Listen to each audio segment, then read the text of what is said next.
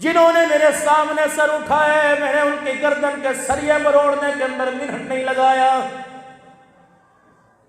جنہوں نے مجھے گھور کے دکھایا، رات کو سوئے، صبح میں نے ان کی شکلوں کو سور کا بنا دیا۔ میں نے بندر بنانے میں دیر نہیں کی، میں نے کتے بلے بنانے میں دیر نہیں کی۔ یہ تو احسان مان دو جہاں کے سردار سید الانبیاء صلی اللہ تعالی علیہ وسلم کے رونے کا۔ اولاد کے لیے ماں باپ اتنا نہیں روتے جتنا کملی والا تیرے لیے رو کے چلا گیا ہے۔ جب میں تیری اکڑ کو دیکھتا ہوں، تیری گردن مروڑنے کو جی چاہتا ہے۔ جب میں سوے رنگ کا روزہ دیکھتا ہوں، میرا غصہ میری رحمت میں تبدیل ہو جاتا ہے۔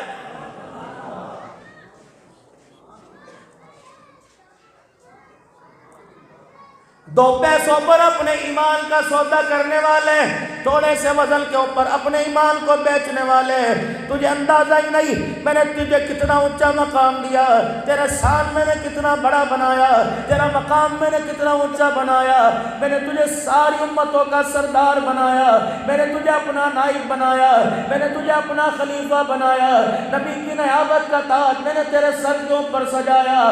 فرشتے تیرے پیروں میں پر بچھانے کے لیے آ گئے، فرشتے تیرا قرآن سننے کے لیے آ گئے، فرشتے تیرے گھر کی پہرے داری دینے کے لیے آ گئے۔ تو زمین پر بیٹھ کے گناہ کرے، ساتویں آسمان کے اوپر کے فرشتے تیرے لیے مغفرت کی دعا کریں۔ الذین یحملون العرش ومن حولہ ویسبحون بحمد ربہم ویستغفرون للذین آمنوا۔ حاملین عرش ہیں جنہوں نے اللہ کے عرش کے ستونوں کو پایوں کو پکڑ گئے۔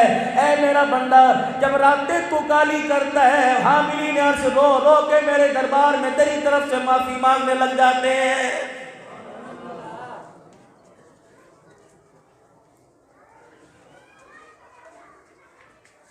اپنی اوقات سے ذرا باہر آنے کی کوشش نہ کرنا۔ جب تو اپنی اوقات سے باہر آتا ہے، کبھی بخار لا کر، کبھی سر میں درد لا کر، کبھی جسم میں درد لا کر، اے بندے میں تیری اوقات تیرے پہ ظاہر کر دیتا ہوں۔ وَلَنَبْلُوَنَّكُمْ بِشَيْءٍ مِّنَ الْخَوْفِ وَالْجُوعِ۔ کھانا پاس پڑا ہوا ہے، تجھے بھوک لگا دیتا ہوں، ساری چیزیں کوئی موجودگی میں کھا کوئی نہیں سکتا۔ بندے اللہ اکبر ہے، ڈاکٹر کہہ رہا نہیں کھانی، بھوک لگی ہے، تڑپ تڑپ کے سو جائے گا، نیند کی گولیاں کھائے گا، سو نہیں سکتا۔ اے میرے بندے، جسم میں بیماری آ جائے اٹھ نہیں سکتا، غنیمت جان لے لیٹنے سے پہلے اٹھنے کو، غنیمت جان لے کھڑے ہونے سے پہلے چلنے کو، غنیمت جان لے بیماری سے پہلے شفا کو، غنیمت جان لے بڑھاپے سے پہلے جوانی کو۔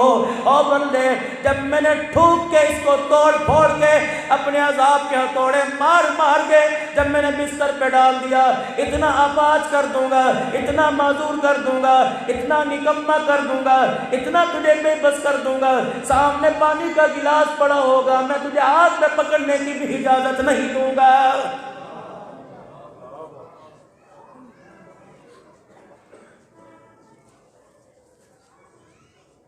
آج مکھن کھا تیری مرضی، دودھ پی تیری مرضی، لسی پی تیری مرضی، امرود سیب کنو مالٹے کھا تیری مرضی، لیکن بندے کھا کر کفران نعمت نہ کریو۔ لیکن شکرتم لازیدنکم، اے بندے اللہ اکبر، جو تیرا دل چاہتا ہے کھا لے۔ اگر میں اپنی آئی کے اوپر آ گیا، نزا کا عالم موت کا وقت ہوگا، نڑکھڑے سے کھڑ کھڑ کی آواز آ رہی ہوگی۔ اور میرے بندے، اگر مجھے غصہ آ گیا، لوگ شہد کی چمچیاں منہ میں دیں گے، لوگ دودھ کی چمچیاں منہ میں دیں گے، منہ کی اینی سے یہاں سے رال بن کے ٹپک جائے گا۔ جس دن میں نے کراس لگا دی، دوری دنیا تیرے تلتو میں دودھ کا ایک قطرہ بھی نہیں ڈال سکے گی۔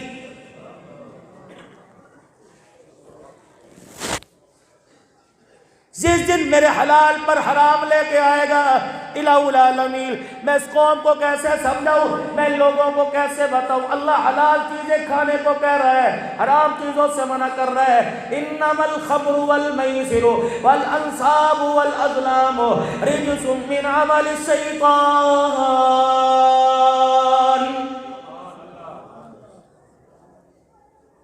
شراب کے قریب نہ جانا، میں دودھ کی نہروں کا وارث، میں شہد کی نہروں کا وارث، میں جامع کوثر کا تجھے وارث بناؤں گا، میں جنت کے مشروبات کا وارث بناؤں گا۔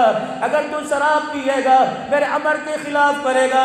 نوجوانوں تمہارے سے ایک بات کر کے جا رہا ہوں، مجھے نہیں پتا کتنے بیٹھے ہو جن کے ماتھے پہ بھی سہرا نہیں سجا، کتنے بیٹھے ہو جو بھی شادی کے بندھن میں نہیں بنے۔ یاد رکھنا، شادی کر لینا میرے عزیزوں، شادی سی کر لینا، بغیر ڈھول کے کر لینا، بغیر باجے کے کر لینا، بغیر میرے عزیزوں ناچ گانے کے کر لینا، بغیر شراب کے جام چھلکنے کے کر لینا۔ رب کعبہ کی قسم، یہ ساری کی ساری اللہ کی نافرمانی ہے۔ اگر اس کے اندر سے ایک بھی تیری برات کے اندر، تیری خوشیوں کے اندر گھس گئی، خدا پاک کی قسم ہے آنے والے وقتوں میں یہ اتنی خرابی پیدا کرے گی، پھر مجھے دکھانا یا میں تجھے دکھاؤں گا۔ شراب کے بل بوتے پر خوشیاں منا لی، اللہ اکبر، ڈھول بھاگے پہ برات بیا لی یا لڑکی بیا لی، پھر آنے والے وقتوں میں تو مجھے نہ دکھانا۔ سر پکڑ پکڑ کے روئے گا، دیواروں میں سر پٹک پٹک کے روئے گا۔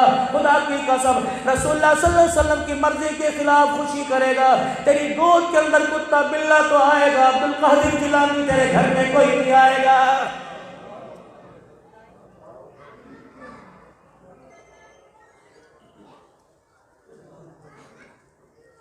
کردار میں، لباس میں، صورت میں، سیرت میں، اٹھنے میں، بیٹھنے میں، سونے میں، جاگنے میں اللہ کا حکم دیکھا کرو۔ حال کا حکم کیا ہے؟ اس حکم کو جناب محمد مصطفیٰ صلی اللہ تعالی علیہ وسلم نے کس طرح پورا کیا؟